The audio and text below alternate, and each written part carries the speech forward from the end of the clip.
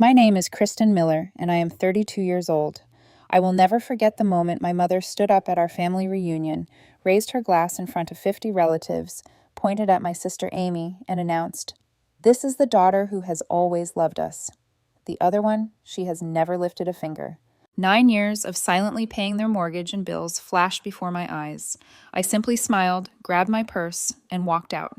Before I continue my story, I would love to know where you are watching from. Please hit like and subscribe if you have ever had a family member undervalue your contributions. The next morning, I had 22 missed calls. Growing up in suburban Ohio, I learned early that my place in our family was different from my sister Amy, who was 4 years younger. Our parents never tried to hide their preference.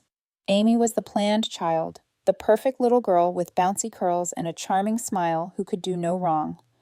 I was the responsible one. The accident they never quite warmed up to. "Kristen, why cannot you be more like your sister?" became the soundtrack of my childhood.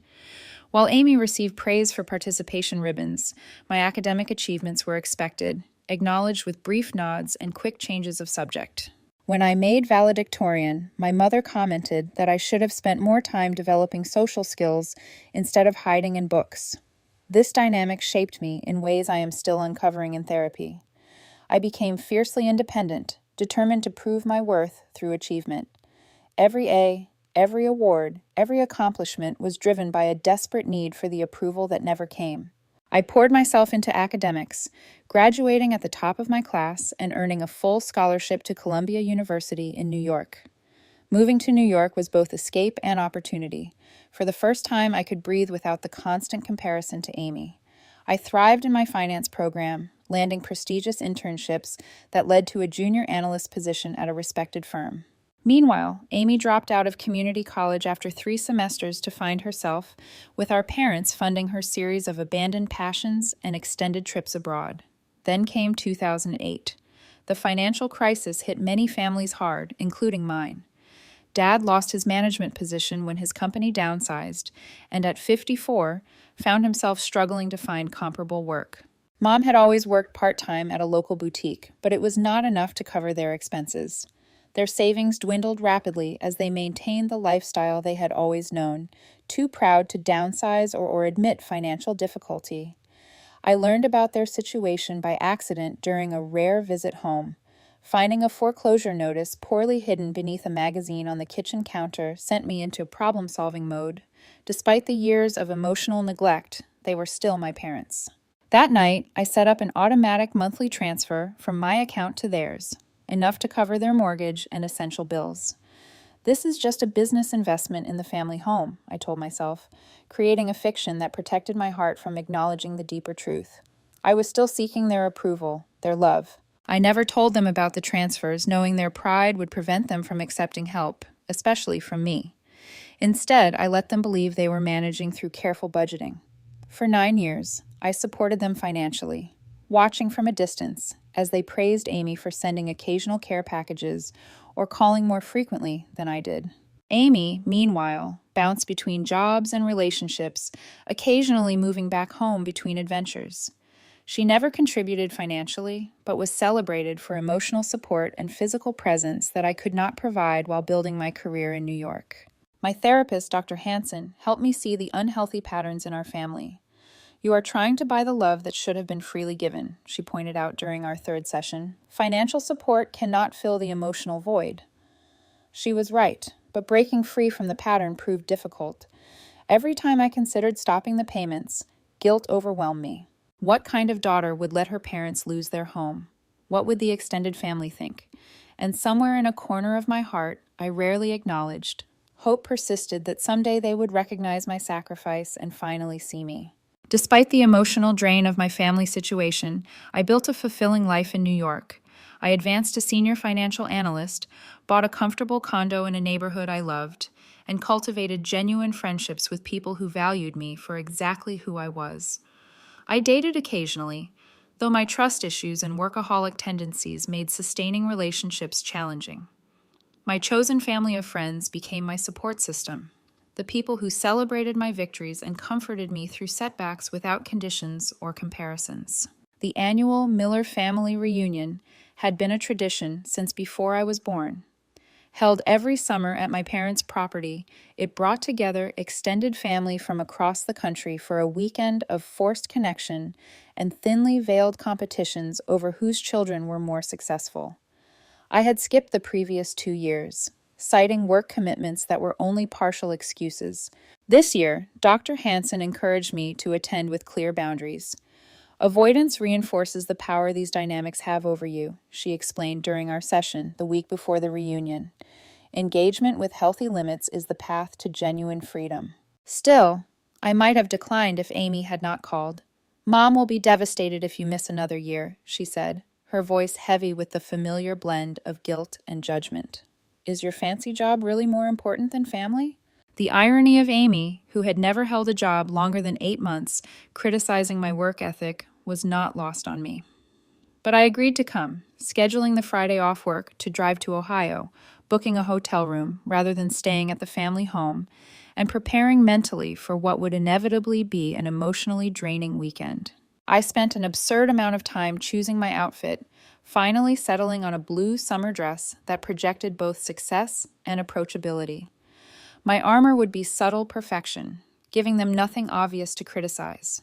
I had my hair professionally blown out, applied natural-looking makeup, and wore the pearl earrings my grandmother had left me, the only family member who had ever seemed to truly see me. The 5-hour drive from New York to the small town where I grew up gave me too much time to rehearse conversations and prepare responses to the predictable inquiries about my love life and when I planned to have children. I practiced breathing techniques Dr. Hansen had taught me, reminding myself that I was no longer the desperate for approval child I had once been. I was a successful adult, visiting out of choice, not obligation. When I arrived at the familiar property, the knot in my stomach tightened. Cars already lined the long driveway. Relatives I barely remembered were setting up tables and hanging decorations in the large backyard. I parked behind a minivan with Florida plates, likely belonging to my father's sister and her family. Aunt Debbie spotted me first, rushing over with genuine warmth that momentarily eased my anxiety. "Kristen, you made it this year. Your mom did not think you would come." "Work has been busy," I offered, the standard excuse that was partially true. "But I wanted to see everyone." The lie tasted bitter, but necessary. I wanted to see some of them, the few relatives who had shown me kindness over the years. The rest, including my immediate family, I was enduring for the sake of my own healing process. Inside the house, I found my mother directing the food preparation with military precision. She barely looked up when I entered the kitchen, acknowledging me with a distracted, "You are late. The potato salad needs to be stirred." No, hello. No, thank you for coming. Just an immediate task assignment that reminded me of my place in the hierarchy. "Nice to see you too, Mom," I said, forcing brightness into my voice as I set down the expensive wine I had brought and moved to the refrigerator to find the potato salad.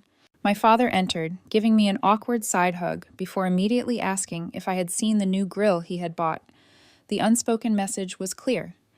Do not create tension with your mother. Keep things surface level. I nodded and expressed appropriate interest in the grill, which I later realized had been purchased with money I had indirectly provided. Amy arrived an hour later to effusive greetings and exclamations over her new highlights.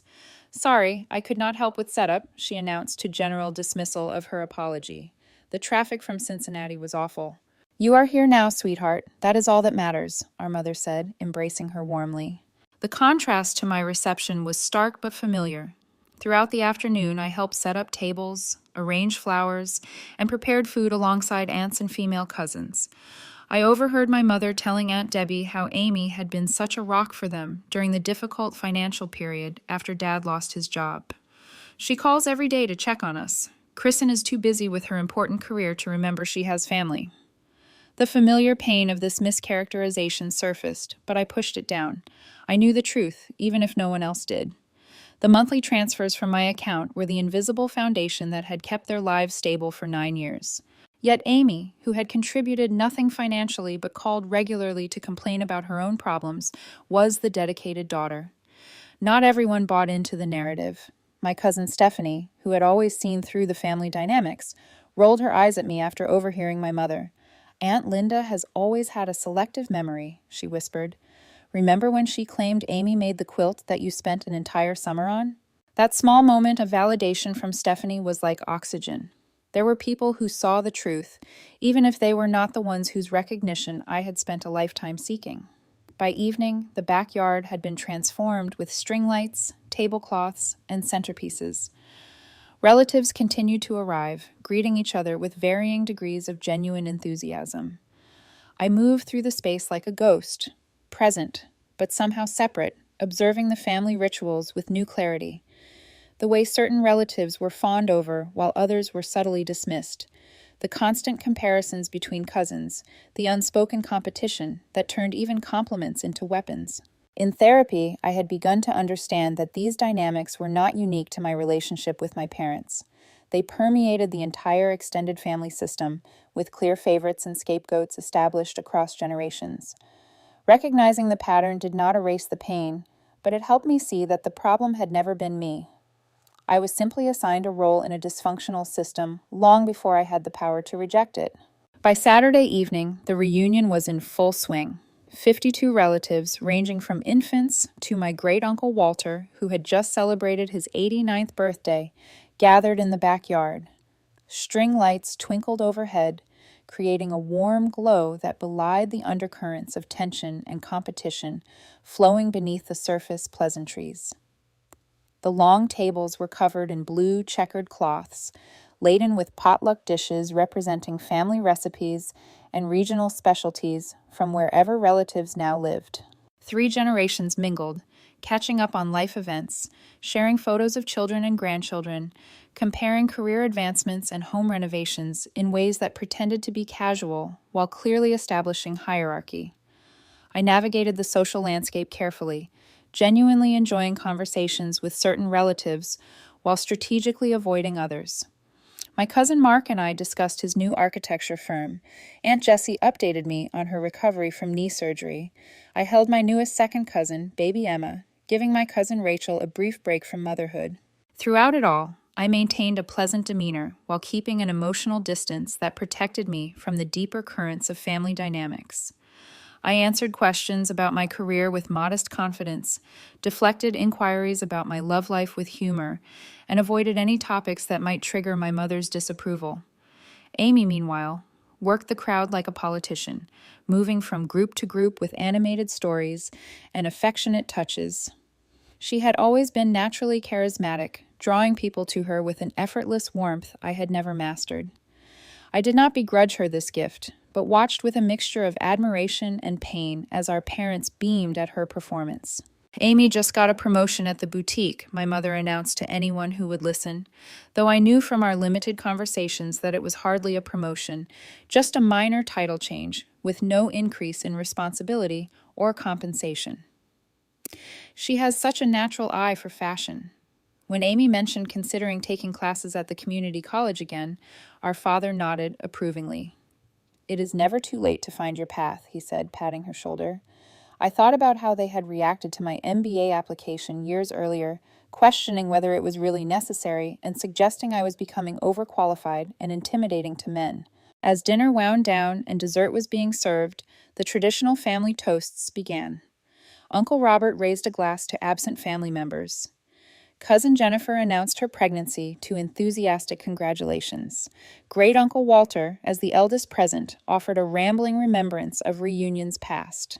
Then my father stood somewhat uncomfortably, as public speaking had never been his strength. "Linda and I want to thank everyone for coming," he said, looking around the gathering. "Family is what gets you through the tough times. We are blessed to have all of you in our lives." It was a generic speech, carefully avoiding any specific mentions that might imply preference or neglect. My father had always been a master of pleasant neutrality, a skill that had enabled him to avoid confronting the favoritism that defined our family dynamic. When he sat down, my mother rose. She had always enjoyed being the center of attention, and she surveyed the assembled relatives with the satisfaction of a queen addressing her subjects. At 58, she remained an attractive woman who worked hard to maintain her appearance, her highlighted hair perfectly styled, her summer dress carefully chosen to flatter. "I want to propose a toast to my daughters," she began, and something in her tone immediately set off warning signals. I straightened in my seat, instinctively preparing for what was coming. "Motherhood has been the greatest blessing of my life," she continued, her voice carrying across the now quiet gathering. Watching my girls grow into women has filled me with such pride. She turned toward Amy, her expression softening with genuine affection. Amy, you have been our constant joy, our faithful daughter who has stood by us through every challenge. Amy beamed, soaking in the praise like a flower turning toward sunlight. I maintained my pleasant expression, having long ago perfected the art of masking pain in public. This is the daughter who has always loved us, my mother declared, raising her glass higher toward Amy. Then she turned slightly, her gaze finding me with a coolness that still had the power to wound. The other one. She has never lifted a finger for this family. The words hung in the air like physical objects. 50 pairs of eyes turned toward me, expressions ranging from embarrassment to curiosity to discomfort. The background noise of children playing at the far end of the yard suddenly seemed unnaturally loud in contrast to the silence that had fallen over the adult gathering. 9 years. 9 years of monthly transfers that had kept their home from foreclosure. 9 years of paying utility bills, property taxes, insurance premiums. 9 years of enabling them to maintain their lifestyle and pride while receiving nothing but criticism and comparison in return. For a moment, I considered standing up and listing every payment, every sacrifice, every time I had chosen their needs over my own desires. I imagined the shock on their faces, the uncomfortable realization dawning on the extended family that the narrative they had accepted was built on lies. But in that moment of public humiliation, I found unexpected clarity. No revelation, no evidence, no dramatic confrontation would change the fundamental truth. My mother had never seen me, and she never would. No amount of financial support or achievement would transform me from the other one into a daughter, worthy of the love she gave Amy so freely. I met my mother's gaze directly, allowing myself one small moment of silent communication in which I let her see that I knew exactly what I had done for them and exactly who she was for denying it. Then I smiled, picked up my purse from beneath my chair, and stood. "Thank you for a lovely evening," I said to the table at large, my voice steady despite the earthquake of emotions beneath my calm surface. I nodded to the relatives I genuinely cared about, turned, and walked away from the gathering with measured steps that declared this was a choice, not an escape. Behind me, conversation slowly, awkwardly resumed. I heard my father's voice calling my name once, hesitantly, but no footsteps followed. No one came after me. Not my father, not Amy, not even a concerned aunt or cousin. Their silence confirmed what I had always known, but never fully accepted until that moment. I was outside the circle, and perhaps I always had been. I got into my car, hands shaking slightly as I started the engine. As I drove down the long driveway away from my childhood home, strings of light growing smaller in my rearview mirror, I felt something unexpected beneath the pain and anger, relief. The charade was over. The truth was in the open, even if they would never acknowledge it. For the first time in my adult life, I was free of the hope that had kept me tethered to people who could not love me as I deserved. The 20-minute drive to my hotel passed in a blur of streetlights and automatic turns remembered from childhood. Inside my room, I kicked off my shoes and sat on the edge of the bed, finally allowing the trembling that had been building since my mother's toast to overtake my body. I was not crying, not exactly, but experiencing waves of emotion too complex for simple tears. Anger came first, hot and clarifying. How dare she? After everything I had sacrificed, how dare she stand in front of our entire extended family and erase my contributions, the mortgage payments, the property taxes, the utility bills, the car insurance, the home repairs, the medical expenses not covered by insurance. All of it silently provided month after month, year after year, without acknowledgement or gratitude. Beneath the anger lay a deeper, more painful emotion, grief.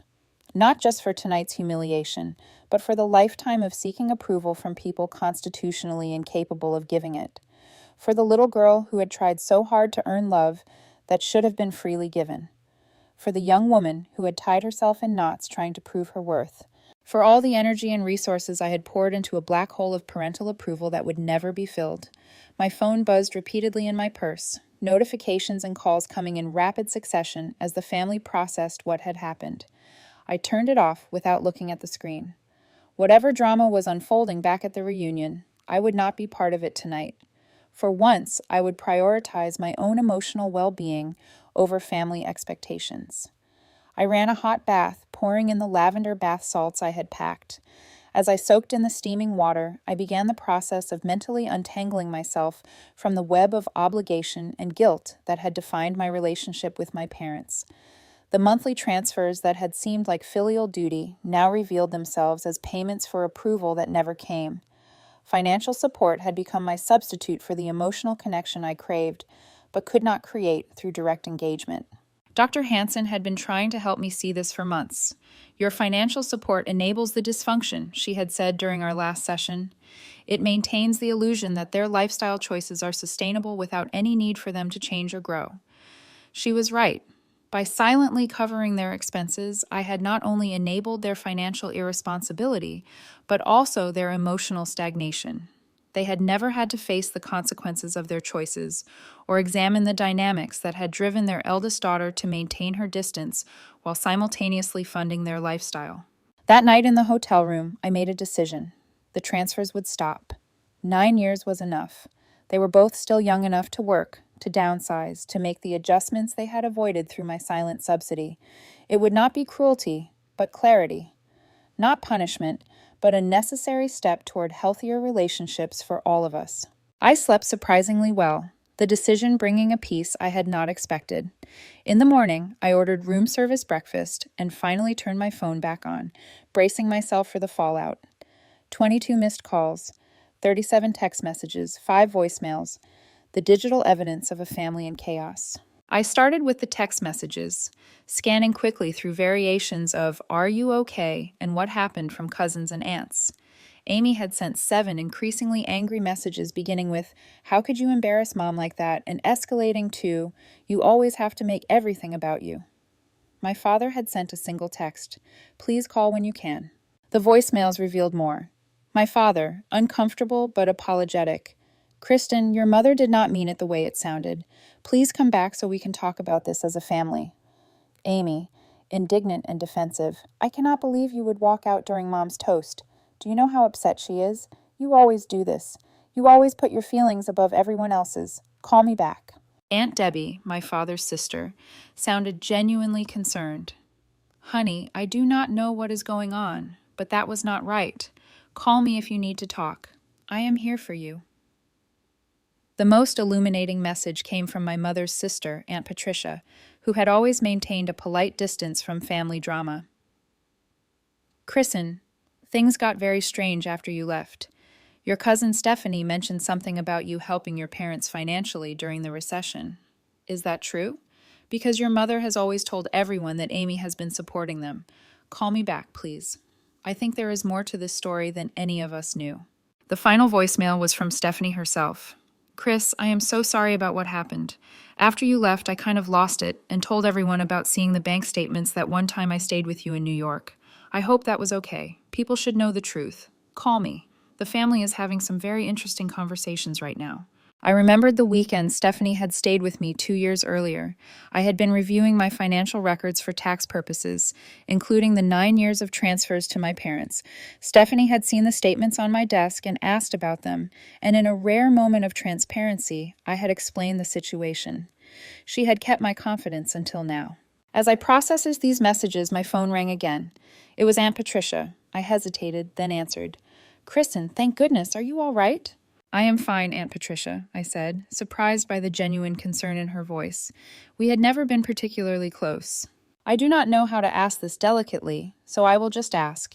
Have you been financially supporting your parents since Michael lost his job?" The directness of the question caught me off guard. For 9 years, I had maintained the fiction that my parents were managing on their own. The habit of protection was strong. "Why do you ask?" I deflected. "Because after you left last night, all hell broke loose," she said bluntly. "Stephanie told everyone she had seen proof that you had been paying your parents' mortgage for years. Your mother denied it, but then your father admitted it was true." Amy seemed genuinely shocked, which makes me think she did not know either. Or she has been lying too. I cannot tell anymore. The image of this confrontation happening without me was surreal. After years of silent support, the truth had erupted in my absence. "It is true," I finally acknowledged. "I have been helping them since 2008. monthly transfers to cover the mortgage and bills. 9 years. 9 years, Aunt Patricia breathed.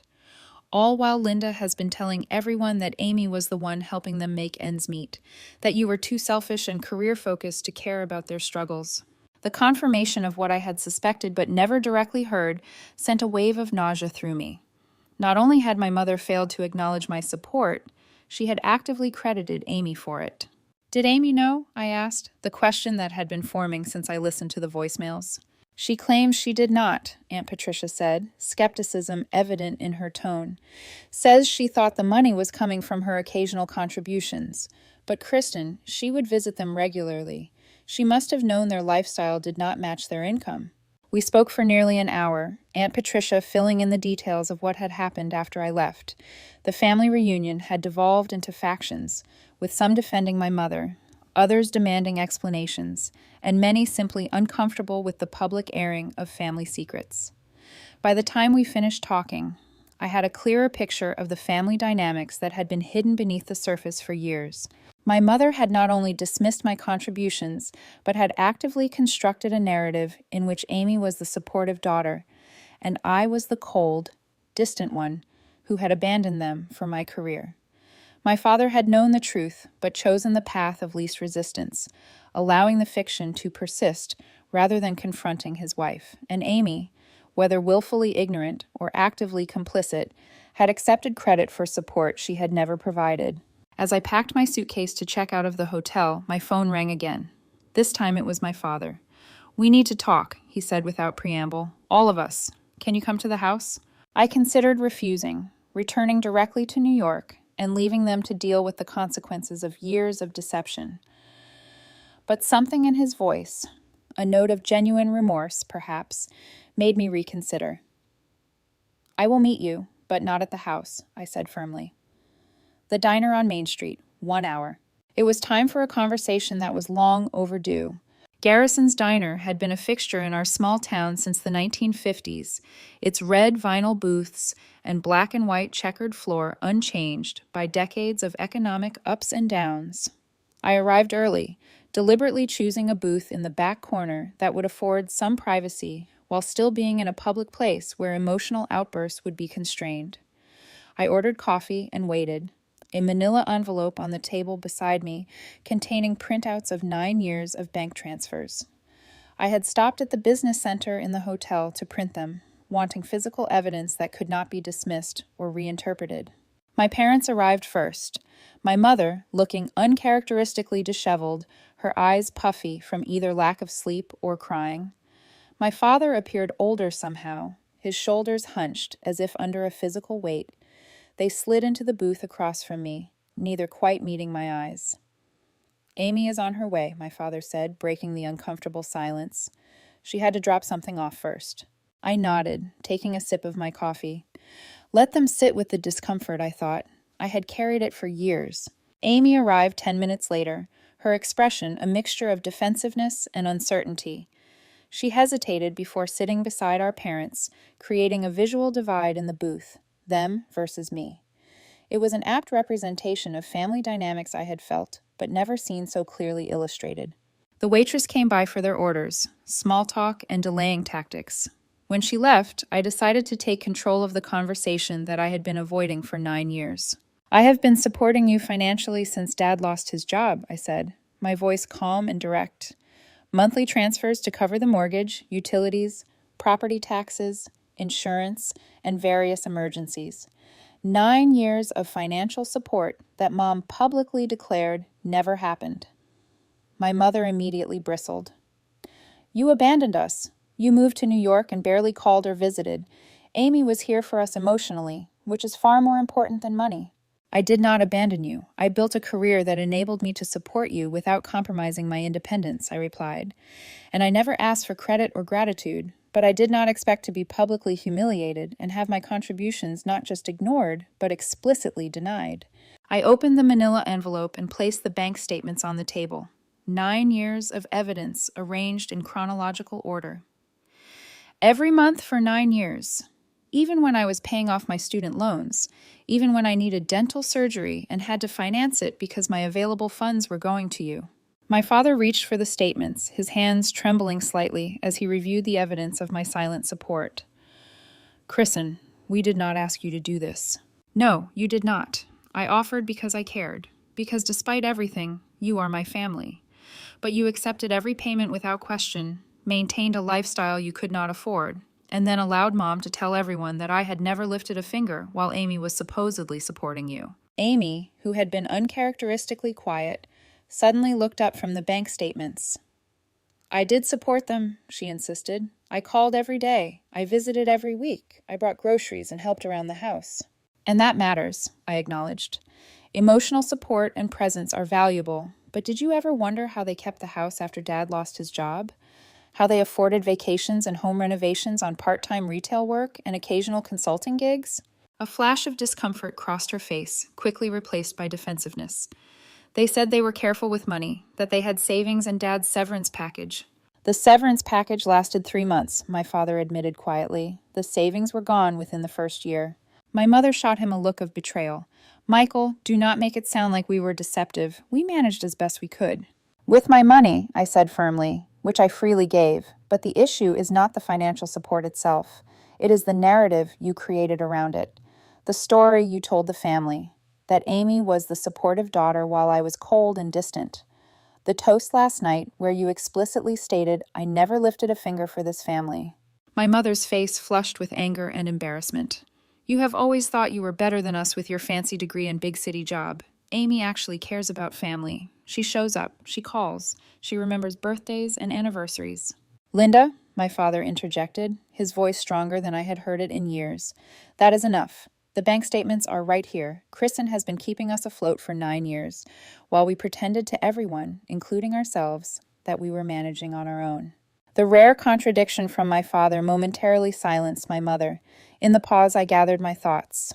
I did not come here for an apology I know I will not receive, I said calmly. I came to inform you of 2 things. First, the monthly transfers will stop effective immediately. You have had 9 years to adjust to Dad's job loss. It is time to make the necessary changes to live within your actual means. You cannot just cut us off, my mother exclaimed, drawing glances from nearby diners. That is cruel and vindictive. It is neither. It is a healthy boundary I should have established years ago. Which brings me to my second point. I am stepping back from this family dynamic. I will no longer participate in a relationship where I am consistently devalued, compared, and manipulated. So you are abandoning us again? Amy said bitterly. Running away when things get difficult. No, Amy. I am choosing to invest my emotional and financial resources in relationships that are mutual and respectful. I have spent 32 years trying to earn love that should have been freely given. I am done trying. My father looked genuinely distressed. Kristen, please, we can work through this. Families have disagreements, but we are still family. Being family should mean more than DNA and obligation, I replied. It should mean honesty, respect, and support that goes both ways. When you and Mom are ready for that kind of relationship, you can contact me. Until then, I need distance. I stood to leave, collecting the bank statements and returning them to the envelope. My mother remained silent, her expression a mixture of anger and calculation that I recognized from childhood confrontations. She was already formulating the narrative she would tell others about this conversation, casting herself as the victim of an ungrateful daughter. What about the house? Amy suddenly asked, the practical implications of my financial withdrawal beginning to dawn on her. What will happen to the house? That will depend on the choices they make, I said. They could downsize to something within their budget. Dad could look for work rather than taking early retirement. Mom could increase her hours at the boutique. There are options that do not involve me subsidizing a lifestyle built on appearances. The reality of their situation was finally registering on their faces. For 9 years, I had been the invisible foundation supporting a house of cards that was about to collapse without my continued input. I have paid enough, I said quietly, financially and emotionally. It is time for me to stop. As I walked out of the diner into the bright summer day, I felt lighter than I had in years. The confrontation had not brought the emotional closure Hollywood movies might suggest, but it had established a truth and a boundary that would shape whatever came next in our complicated family story. Returning to New York after the reunion debacle felt like emerging from a long tunnel into daylight. My apartment, with its carefully chosen furnishings and view of the city I had made my home, represented everything I had built for myself, despite the emotional undercurrents that had threatened to pull me under for so many years. The first month after cutting financial ties with my parents was strangely productive. Energy I had not realized was being drained by family dynamics suddenly became available for other aspects of my life. I took on additional projects at work, earning recognition from senior management and positioning myself for the promotion I had been working toward. I joined a rowing club, finding unexpected joy in the early morning hours on the river, the physical exertion clearing my mind in ways therapy alone had not managed. Dr. Hansen noted the change immediately. "You are sitting differently," she observed during our first session after the reunion. "Your shoulders are no longer carrying the weight of your parents' expectations." From a distance, I watched the consequences of my decision unfold through occasional texts from Aunt Patricia and Stephanie, who had become unexpected allies. My parents put their house on the market within weeks, unable to maintain the mortgage payments without my support.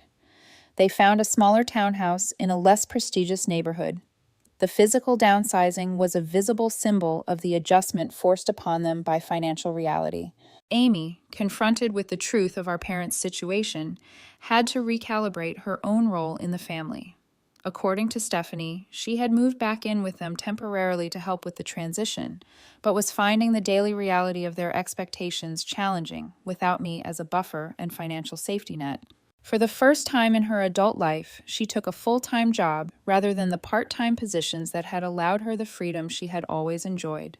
My mother attempted contact several times in those first months, her approaches evolving as she tested different strategies to regain control.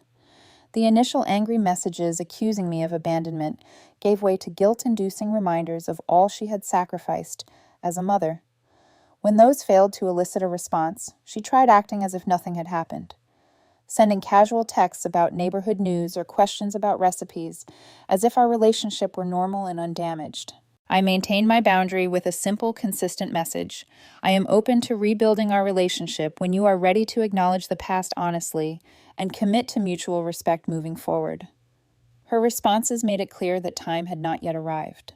My father reached out separately, his approaches more genuine, if still limited by his lifelong pattern of conflict avoidance. "I should have stood up for you," he admitted in an email that arrived 3 months after the reunion. "Not just at the toast, but throughout your childhood. I failed you as a father by allowing your mother's favoritism to go unchallenged." It was the most honest communication we had ever shared, and I responded with equal candor, neither absolving him completely nor shutting the door on potential reconciliation. We began a tentative correspondence, careful and measured, but more authentic than our relationship had ever been. As the holidays approached, bringing their inevitable emotional complexities, I made conscious choices about how and with whom I would spend my time. I declined the awkward invitation to Thanksgiving at my parents' new townhouse, opting instead to host a chosen family dinner in my apartment for friends who, like me, had complicated relationships with their biological families. The Christmas season brought more challenging decisions. Aunt Patricia invited me to her home for Christmas Eve, where many extended family members would gather. "Your parents will not be there," she assured me, "but many of us would love to see you and continue rebuilding those connections." I accepted, finding unexpected joy in reconnecting with relatives who had reached out after learning the truth about my silent support of my parents. Relationships that had been superficial at best were developing new depth based on mutual respect and genuine interest rather than obligation. 6 months after the reunion incident, I met someone. David was a corporate attorney I encountered at a charity fundraiser. His intelligence and quiet confidence were immediately appealing. Our relationship developed with a healthiness that contrasted sharply with my previous romantic attempts, which had always been undermined by my inability to believe I was truly worthy of love. "You know what I noticed first about you?" he asked one evening as we walked along the Hudson River. "How completely yourself you seemed. No performance, no desperate need to impress, just authenticity." I smiled, recognizing that this quality he admired was relatively new, a hard-won result of the boundaries I had established and the self-worth I was finally claiming. "That is a recent development," I admitted, sharing some of my family history. "Standing up for yourself is not selfish," he said after listening thoughtfully. "It is necessary for any healthy relationship. You cannot truly give to others from an empty well." His understanding validated the difficult choices I had made. For the first time, I was building a relationship without the distorting lens of my family dynamics, coloring my perceptions and reactions. The 6-month mark also brought an unexpected development from Amy. She called one evening, her voice lacking the defensive edge that had characterized our last interaction. "I did not know," she said without preamble. "About the money, I mean. I really did not know you were supporting them all those years." "What did you think was happening?" I asked, genuinely curious about her perspective. "I thought they were managing on their own," she admitted. "Dad occasionally mentioned consulting work. Mom talked about promotions at the boutique. They never seemed worried about money, so I never questioned it. When they mentioned your career success, it was always with this undertone that you were selfish for not sharing it with family." "And you believe that," I said, not as an accusation, but as a statement of fact. "It fit the narrative I had always been told," she acknowledged, "that I was the good daughter who cared about family and you were the cold, ambitious one who had left us behind.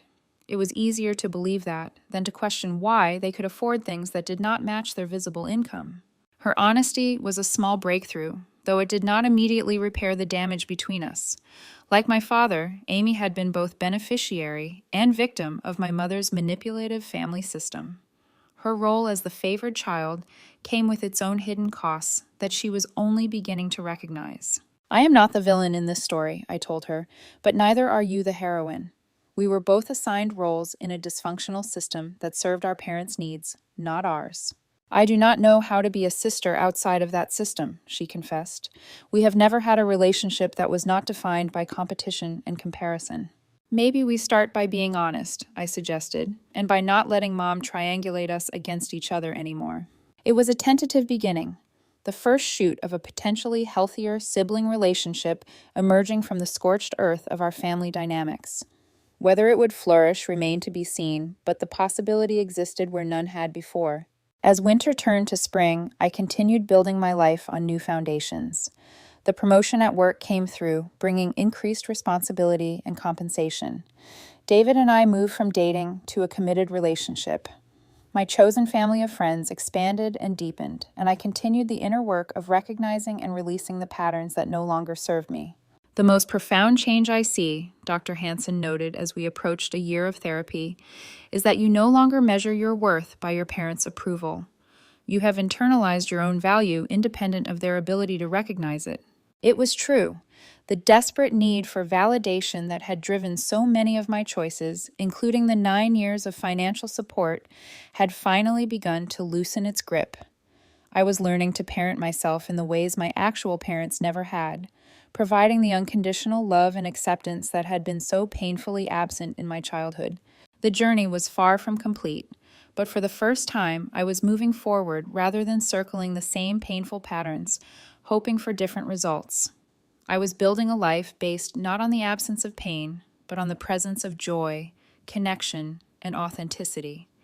It was imperfect and sometimes messy, but it was genuinely mine.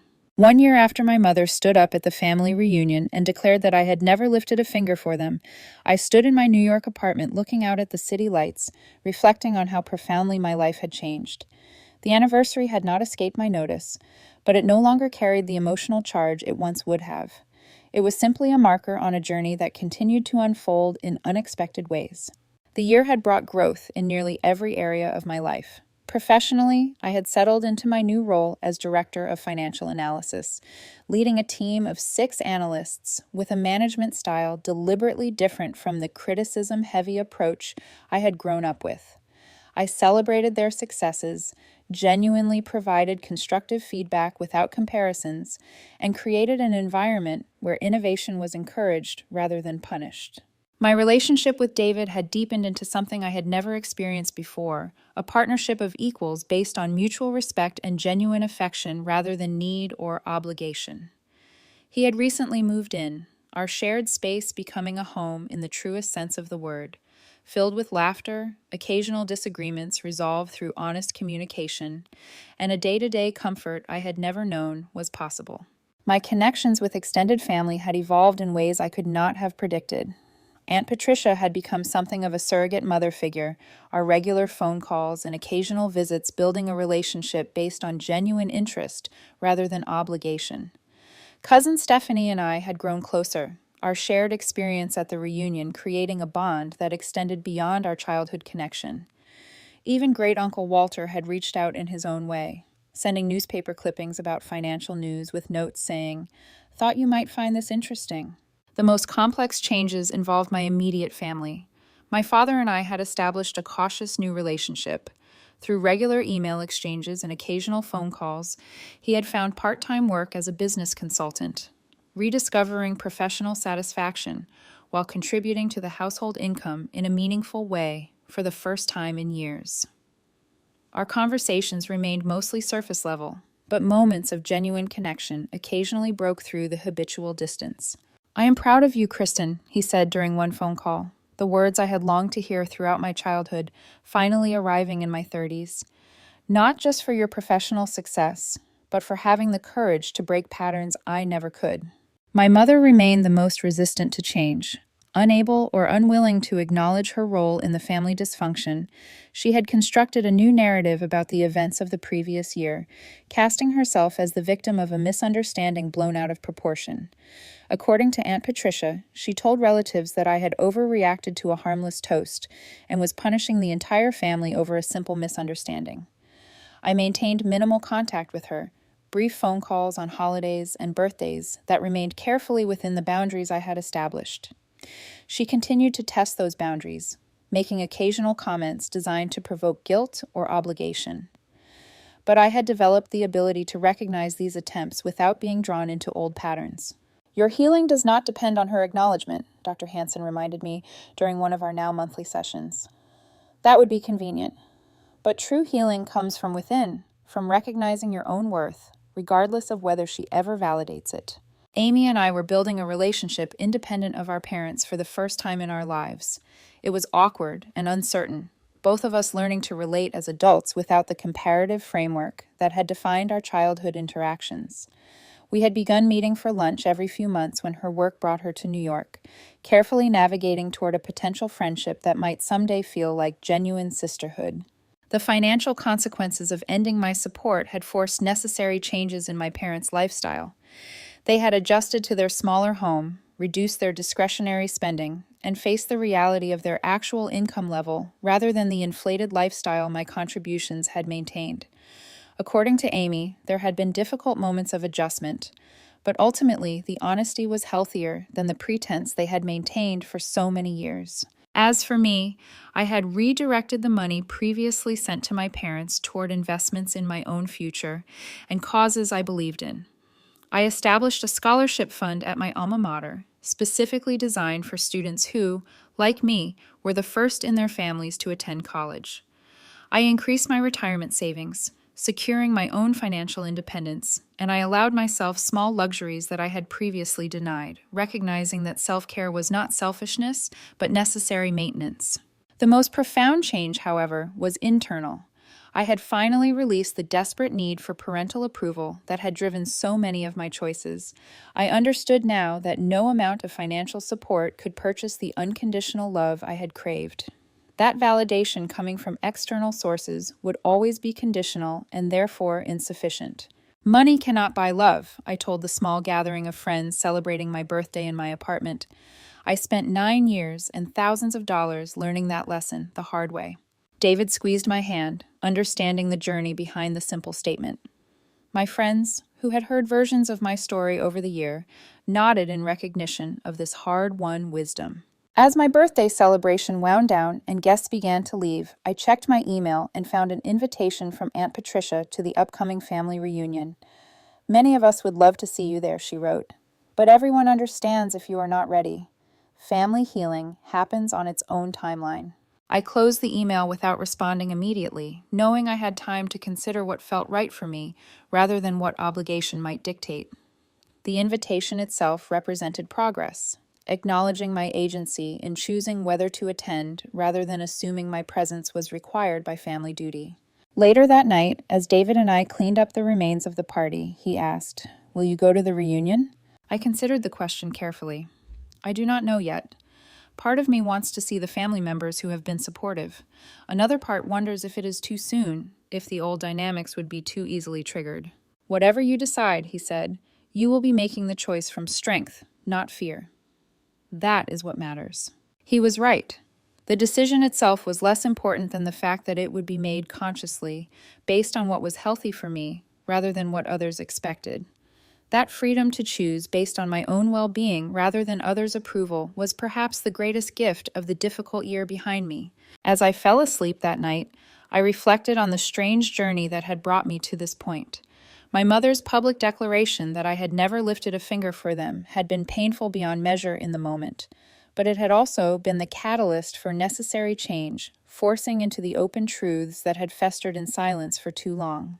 The truth, once acknowledged, had set in motion a series of revelations and adjustments that ultimately benefited everyone involved, even those who had initially resisted it most strongly.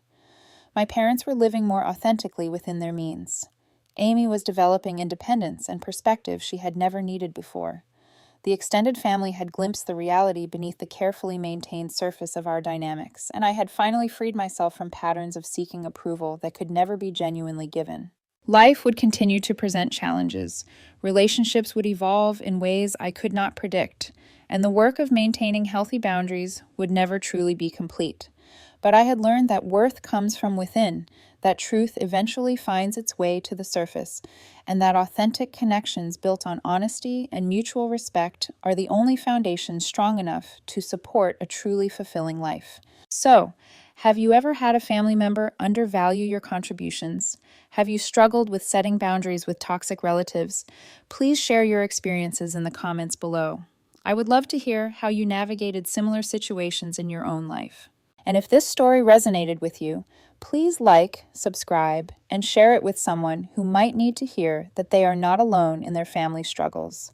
Thank you for listening to my journey. And remember that sometimes the most loving thing you can do is to love yourself enough to walk away.